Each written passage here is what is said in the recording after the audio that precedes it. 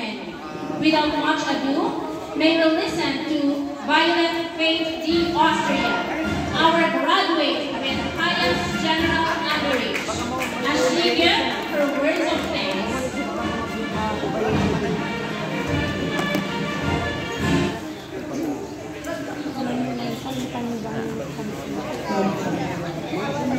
To our guest of honor and speaker, Mr. Zoila B. De Guzman, our barangay captain, Raimundo P. Dulay, with Barangay Kagawas, our confirming official, Ma'am Minerva Munoz, to our dear principal, Sir Jerry M. Cabuang, our SPTA President, Mrs. Annette Benitez, the teaching staff, parents, and fellow graduates, good morning.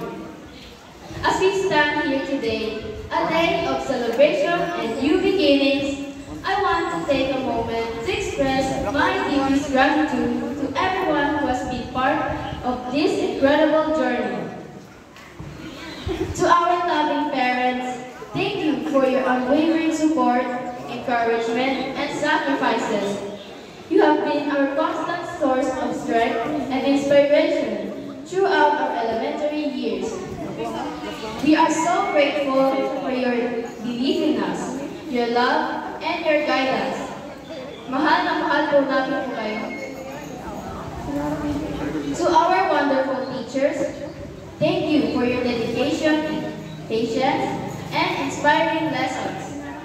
You have not only taught us knowledge, but also instilled in us the love of learning. We are grateful for your guidance and support, and making learning a fun and exciting journey. Thank you for preparing us for the next chapter of our lives. Last, but definitely not the least, to my fellow graduates, especially my circle of friends, thank you for the friendship, the laughter, and the memories we've shared these years. You've been a wonderful group to learn and grow with. We've learned so much from each other, and I want to know that this school year will end, but our bond will never break, and our friendship will never end. Sana magkikita-kita pa rin tayo kahit di na tayo nasa isang classroom.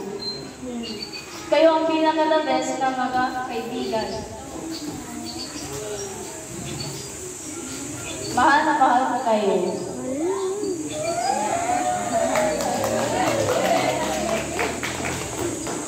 As we move on to the next chapter, we are excited to embrace new challenges and opportunities.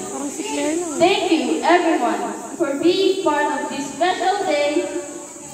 We hope to continue making all of you proud. Congratulations to the class of year 2024-2025. Thank you so much.